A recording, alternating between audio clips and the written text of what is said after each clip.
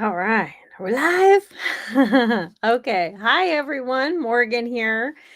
So, on this live stream, I'm going to wait for some people to show up. A few other people, a few more people, not others. I'm not waiting for anyone to be here. But on this live stream, we're going to be talking about how to find land and, whether you're looking at it for an investment, or for homesteading or whatever.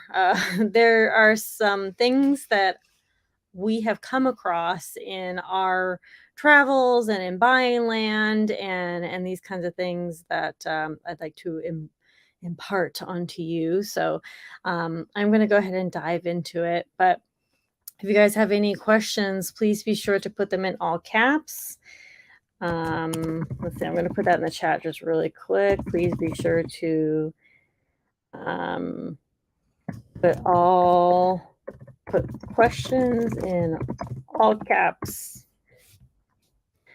Okay, so thank you all so much for joining today.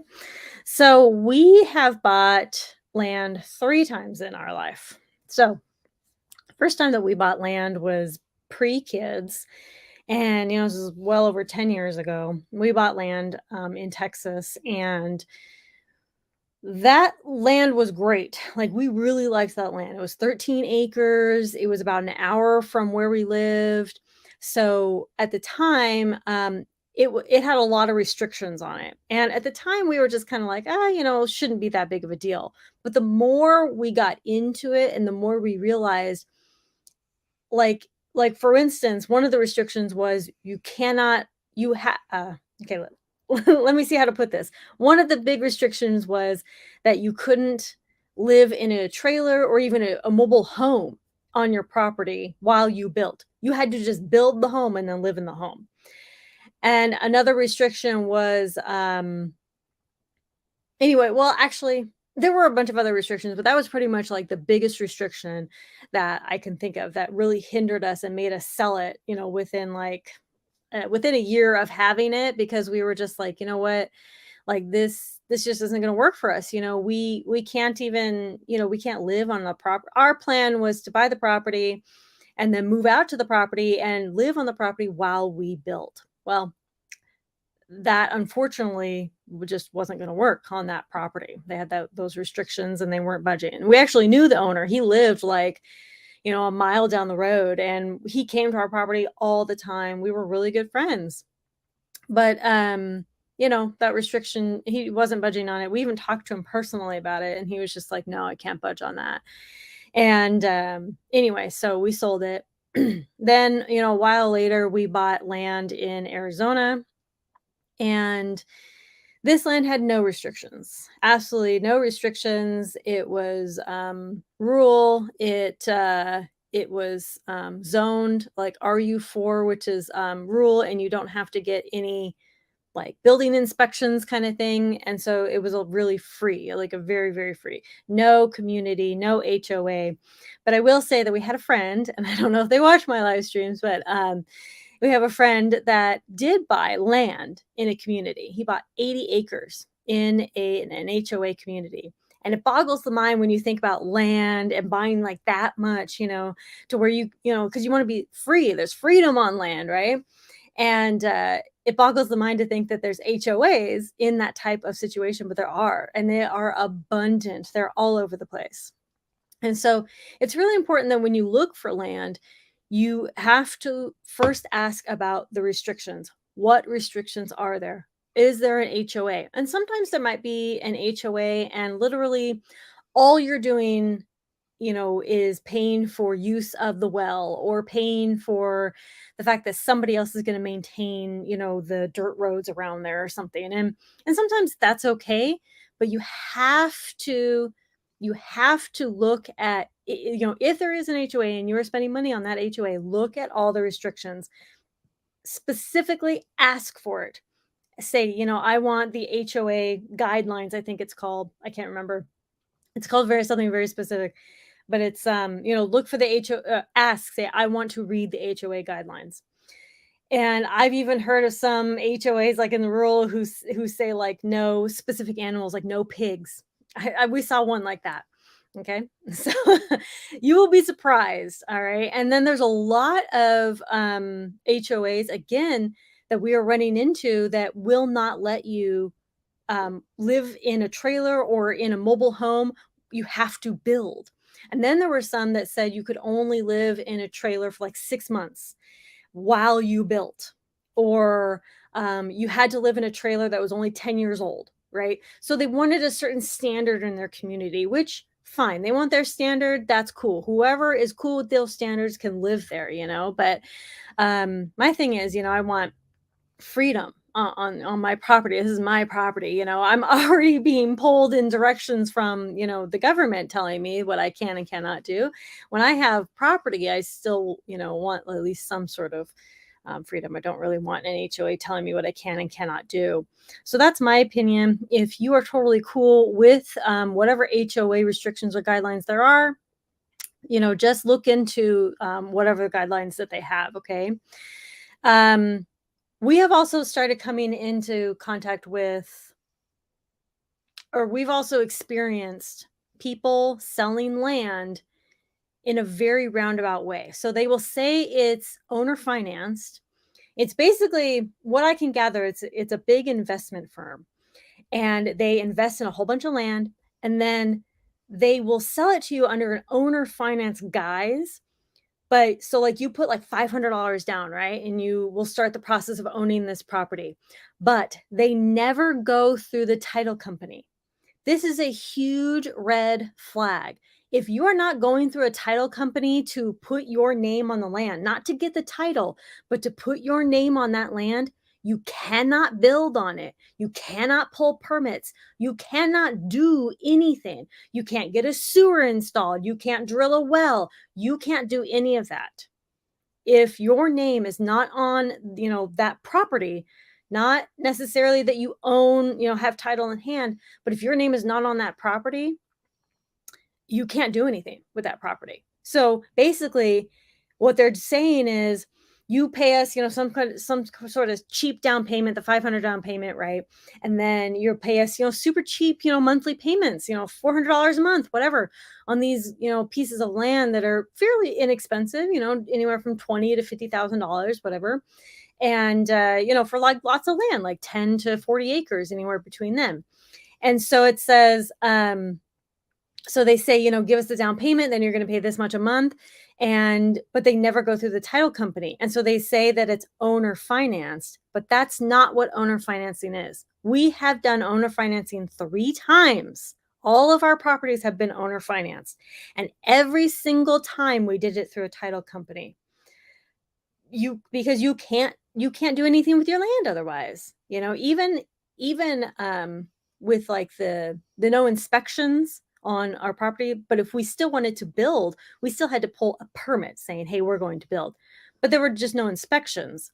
But you still had to pull a permit. You still had to pull a permit for drilling a well. You still had to do it for sewage, that kind of thing. And so you can't do any of that if you're not going through the title company, if you do an owner finance. So if you see any of these companies that tell you, oh, well, we're just going to, we're basically, they wouldn't let you do anything until it was all paid off. Right. So 5 years later, it's all paid off. You can finally do something with your land, so it's really not a good deal for anybody. Um, but yeah, so you want your name on that land. Your name should be on that land. You do not need a title in hand. Your name has to be on that land. Even if you're making payments on it through owner financing and stuff, your name should be on that land. It's just like buying a house. Your name is on the house. You may not have title in hand or whatever, but your name is on that house because you've gone through the proper channels, Okay, yeah. So this is what it's called: covenants and restrictions. That's right. All realtors should provide you a copy of this. Yeah, absolutely. If anything says this is an HOA, ask for the covenants and restrictions. That's what it's called. It's not guidelines. I knew it was called something else. So thank you. So yeah. Okay. So we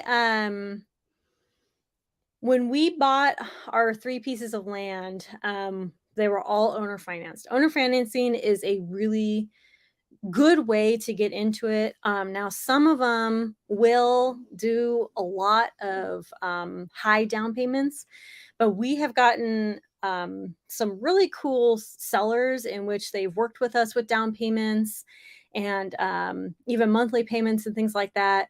They won't all be like that, they just won't, So you really got to look, sometimes you really got to search, for you really got to search for like that real special owner, right? That seller. But yeah, owner financing is really a good way to go. A conventional, obviously, is a way to go if you have a really high down payment. Owner financing, I say, it's just it's a lot more flexible. Conventional and that kind of thing is just more, usually more down payments. But there's also foreclosures. There's a ton of foreclosures out there. They do foreclosure auctions, or there's just, foreclosure, just for sale all the time. So you can find some really good properties for really good deals. And so yeah, I'm really I've been really happy with the arrangements that we have made with people that we've done business with. And sometimes it's really, really hard to find. And you're probably going to find like a million properties that you're just going to be like, this is the perfect property. And then just something doesn't work out. And that's okay. Don't fret. There's a lot of land out there still. And there's people always putting their land up for sale. So keep looking and find the property is going to be right for you. Um, so yeah. Um,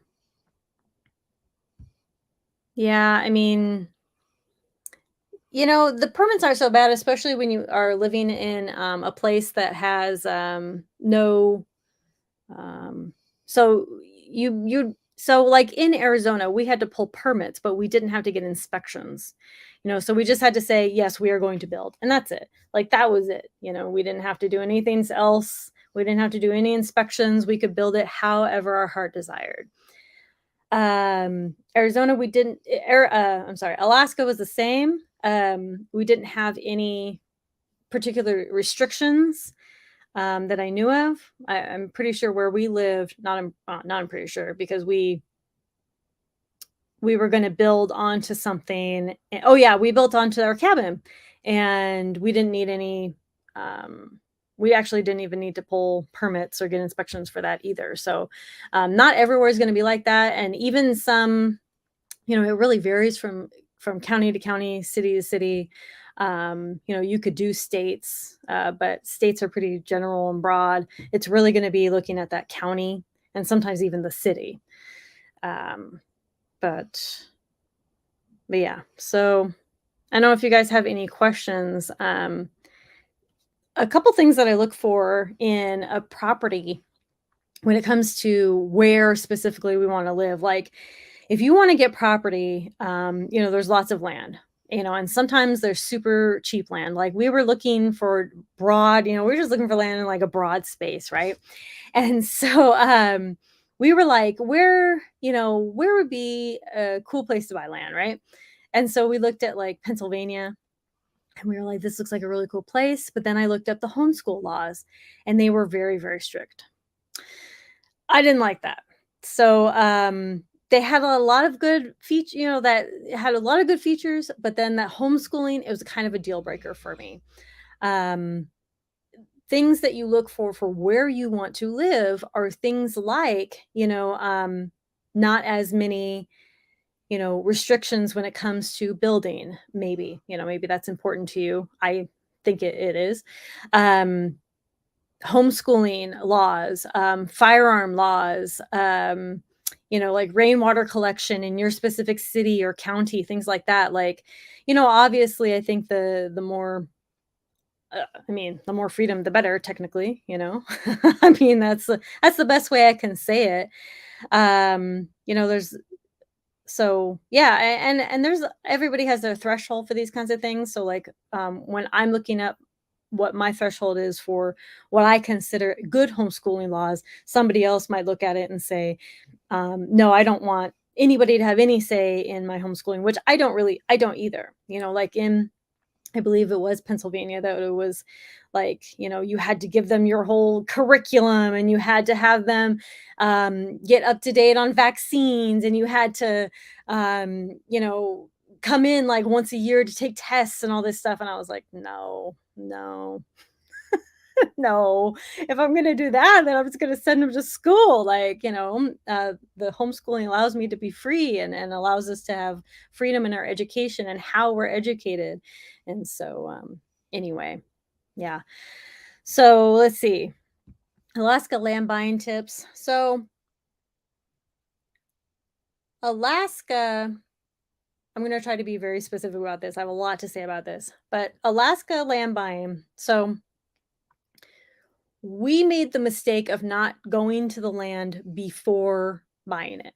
I highly recommend that no matter what you do, that you like if you're going to buy a piece of land, look at the land before you buy it. Alaska was an instance for us in which we did not look at the land before buying. And there were definitely, the realtor basically straight up lied to us. They lied to us about many things and, so when we got there, we were caught off guard and we didn't budget some things and we were just very, again, just caught off guard. And unfortunately, that left us in a situation in which we had to adapt very, very quickly and we had to figure things out exponentially, like we didn't have a whole lot of planning because we were already in the thick of it. You know what I mean? So when it comes to property, especially in Alaska, I would say, really anywhere, you should look at the property. I highly, highly recommend it. Drive to it, fly to it, whatever you got to do, look at the property. Okay. Alaska in particular, there's a lot of swampy land there. Even if it says it's not, it could still be. Like ours said it was dry land. It was not. It was very, very swampy. The cabin was on a piece of dry, right? But pretty much it was swamp all around us. Not a bad thing, but it's something to keep in mind, especially when you have your only resources a 4x4 that you have to go like 2 miles to get in and out, and it's like in the muddiest times of the year, it's very very difficult to get in and out on that swamp. So you have to build, basically your own little road to get in and out. And anyway, my point is for Alaska specifically, you really want to look at it. You want to see how remote it is, where it is, what kind of swampy. There was another instance of a guy that actually bought a mile down from us in Alaska. It was nothing but swamp. In fact, the cabin that was there, if I'm remembering correctly, had like collapsed because it was so swampy. So, buying sight unseen can be very, very scary. Okay. And not just scary, but like it could be something that you just literally maybe just can't do, um so really I really want, like also one other thing about our instance is the realtor said that we could get our truck directly to our property, and that wasn't the case. The only way we could get to our property was by a 4x4, which was fine. If we had the expectation that that's what we needed to do, we would have been better prepared and better settled to handle it. We handled it, whatever. But yeah, my point is don't trust realtors. Okay. They will sell you the moon and stars, and you won't know if it's true until you actually get there and see it for yourself. Another thing that a lot of realtors will hide from you is that the land may be landlocked, which means that it doesn't have legal road access to it. So it's very important to figure that out and see what you're going to have to do to make a road to your property. There's a lot of landlocked property that doesn't have any sort of access to it. So maybe you're getting access through somebody else's property, or maybe there is a legal easement or something like that, and you'll have to figure that out before you go. So let's see. All right. PS is ups and down. I operate under it's only legal if you get caught, but I don't recommend that. I can't handle my kids the little time I see them. I lose my homeschooling them. Homeschooling's not for everybody, that's for sure. I love being around my children. I love my family and my children. Not to say you don't. That's so rude. Not to say you don't, but they can absolutely be a handful, but I love it. It's very rewarding for me. Not for everyone. Homeschooling is not for everyone, that's for sure. I don't want to sound like I'm being like uppity about it. I'm totally not. Homeschooling is not for everybody. Um Okay, we are looking at Tennessee, Eastern Oklahoma, or Arkansas. We have lived in Eastern Massachusetts our whole life. Any suggestions? Yeah, so Oklahoma and Arkansas are actually really good suggestions. We were actually looking at both recently. Oklahoma and Arkansas have really great laws as far as like firearms and homeschooling and just general kind of freedom. Really good, very good. Of course, again, you need to check local city and county, but any sort of things that might stick out there.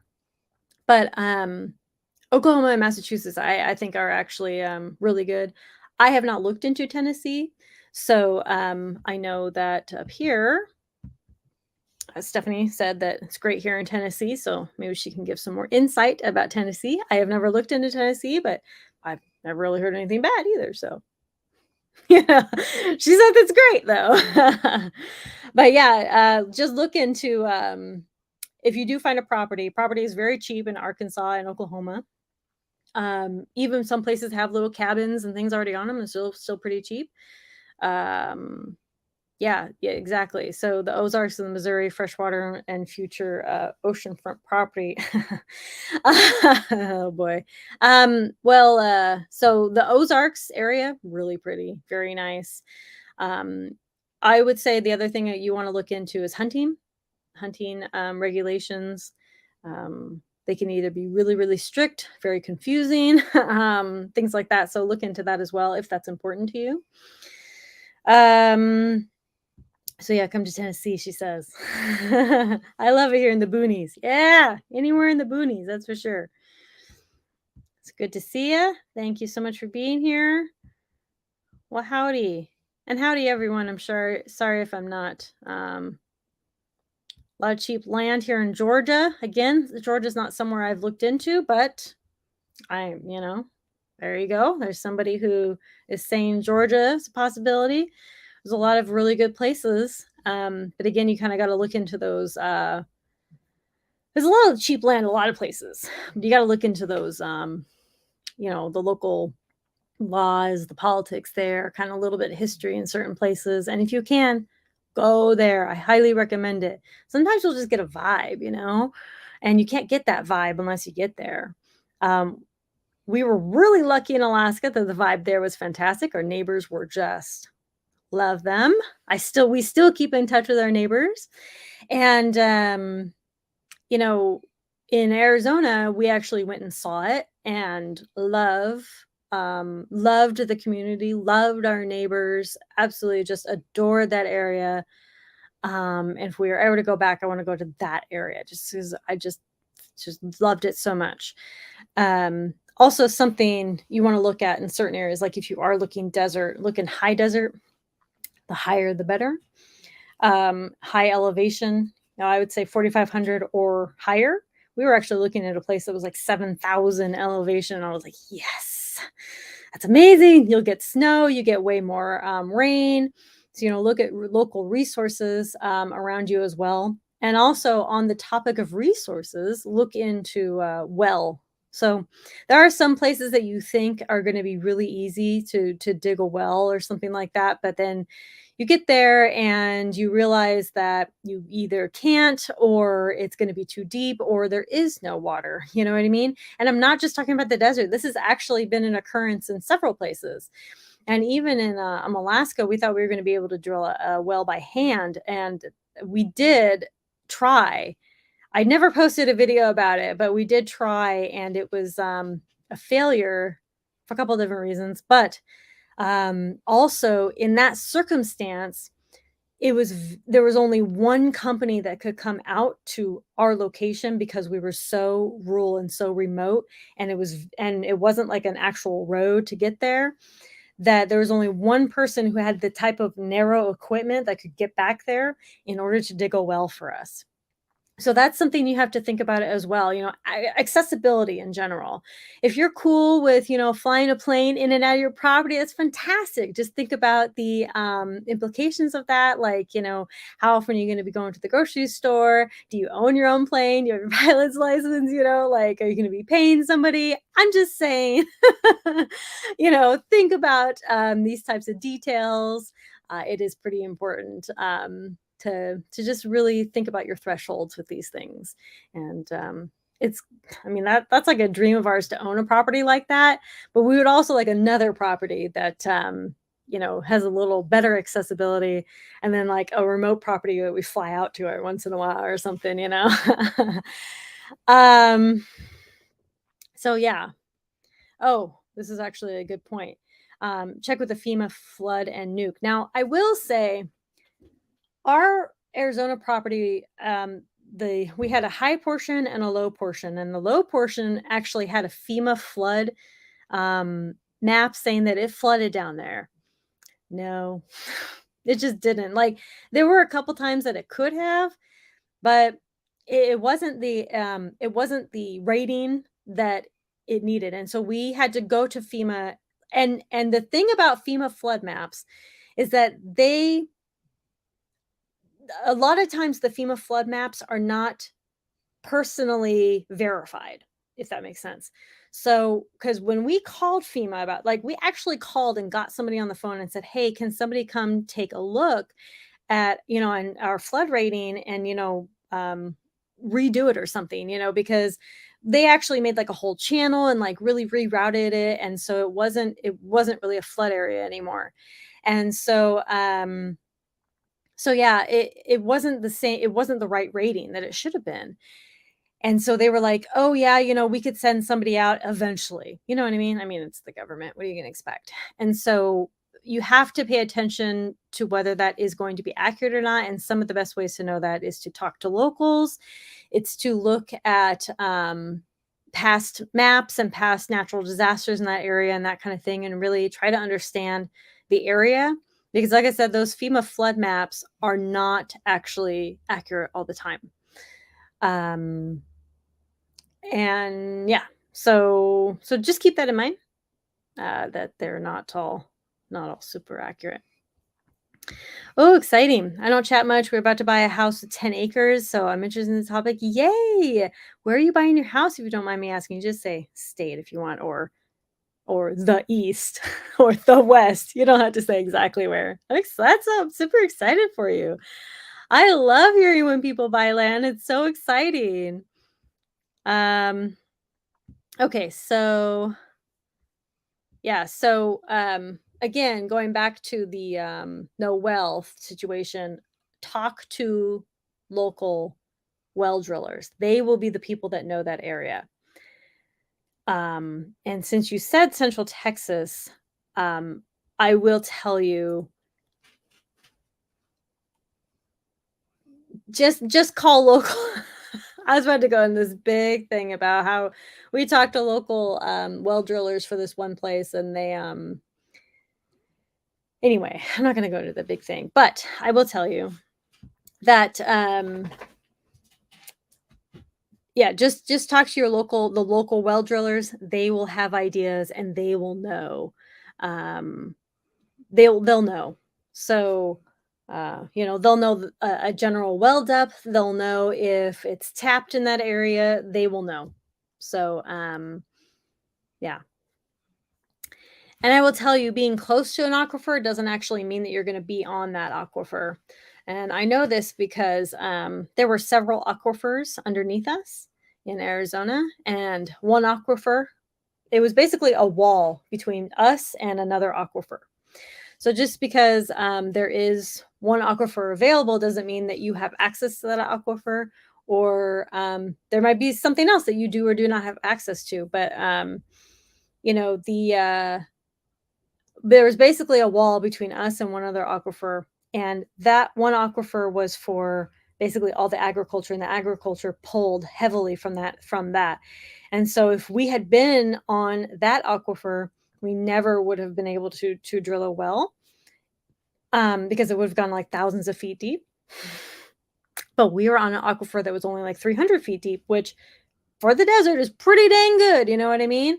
So, I've known places in, plenty of other areas, that are super heavy with resources and rain and stuff like that, that still, have to go down 300 feet. So yeah, I would just, I really, really encourage people to call those local well drillers. I hate to just keep drilling this. Get it? Okay. So, but it's really important to look into those resources, and contact people and talk to them and get as much information as you possibly can. So, yeah. And also there's a lot of talk about natural disasters. There are natural disasters everywhere. It's a possibility every single place. It doesn't really matter where you live. So, just again, it's kind of your threshold of what are you willing to be prepared for or overcome or have plans for, these kinds of things. People live in Florida where they get hurricanes all the time, and people can be prepared for it, and they can have the expectation that they might lose property with a hurricane, you know what I mean? And that's their expectation. And so have realistic expectations if you plan to live in areas that are higher risk of natural disasters, but natural disasters can happen anywhere. It doesn't really matter what it is. I mean, your house could get struck by lightning in a lightning storm. You know what I mean? Like, things happen. I mean, it's just the reality. And that's why we stay prepared, right? All right. So, sorry.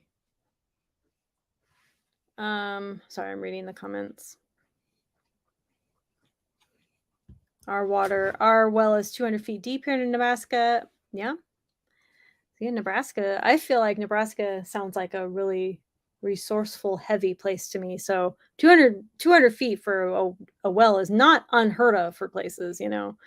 Um, oh boy, I got spam in the chat. Hold on. There we go. Sorry. Oof. I don't have any mods with me right now, so I have to read and do all that. But okay. So, does anybody have any other questions? I feel like I've covered a lot, but buying land is super exciting. And I just want to encourage you that, again, if you feel like you found this perfect property and it's just the one for you, and then it's sold or it's under contract, or maybe the payments are too high, or maybe they want too much down payment, or whatever the case may be, I want you to just take a step back and just realize that that wasn't the property for you. We have actually had almost sighs of relief when we realized that, boy, we're so glad we didn't buy that property, or boy, we're so glad we didn't go through with this. So, just understand that there's something out there for you. Take your time, do some research, and really make sure that you are, doing your due diligence with looking up the local area, going to the area, researching, making sure that you are comfortable with any potential restrictions or local laws or anything like that. And so, yeah, I think that's pretty much it. And don't fall for and I have to say one more time, when it comes to owner financing, make sure you are going through a title company, period. There is there's no workaround. I know it sounds too good to be true, and it is. If they are saying, "Just pay this $500 a month," but you never go through a title company, walk away, walk far, far away. You will not be able to do anything with your property. It is a scam, big scam, okay? I don't think it's a real scam. It's just they are an investment firm who, for some reason, do not want to put your name on the property until it is fully paid off, which is just unacceptable. So don't do that. So yeah. All right, let me see. I think insurance is super important. It doesn't matter whether you own it or are paying for it. I mean, it doesn't really matter, like, you know, you should have insurance. Yeah. Now, I will say, when we tried to get insurance on our land in Arizona, what was the deal? We tried to get insurance for our whole land, and they wouldn't give it's very okay, let me say this. It's very, very difficult to find insurance who will insure just like raw land, and it's very difficult to find. So like if you have an RV, you would get insurance for your RV. If you have like, you may be able to add on like, oh, I have an outbuilding, a shed that I want to add on the insurance. Some people may do that. There are very few and far between insurances that will insure like raw land. And one of the reasons you may want to insure the raw land, when you think of insurance, it's not just, um, a property or a building or something like that, but I mean, it is the property and the building, but sometimes if you don't have like a stick built home on your property, sometimes they won't insure you. So just call around is all I'm saying. Yeah. So sometimes if there's only like a shed on it or something like that, they may not insure you, but insurance is important. Call around. There's lots of insurance places. You may have to do like renter's insurance or something like that. Sometimes they'll let you do that. It just kind of depends. So yeah. Uh, yay. I'm glad. I'm very excited for people when they're looking for land. We are also looking for our fourth property. And this one's gonna stick. Okay. Within the next year we'll be on land again. So we've gone through so much at this point that we know exactly what we're looking for. We know where, and we just have to find the right deal. And that's kind of where we're at right now. So anyway, I'm super stoked for everybody who's looking for land. Like I said, just take your time, find the property that's going to be right for you. Don't compromise. If the property is like in an HOA and you're just like, oh, I don't know, I'll probably deal with it. Mm-mm. If you're already having doubts about it now, you're gonna have a really bad time with it later on. Okay. So, anyway, sorry, I was reading comments. Thank you all so much for being here. I really appreciate you. Conquer tomorrow by preparing today. Thank you all. I wish I could thank you all individually, but you all are just amazing. You've had great insight. And if you ever have any questions about land or anything like that, reach out. I got a little bit of insight with a little bit of history we have. So thank you all so much for watching Conquer Tomorrow by preparing today. And I will talk to you all later. Bye.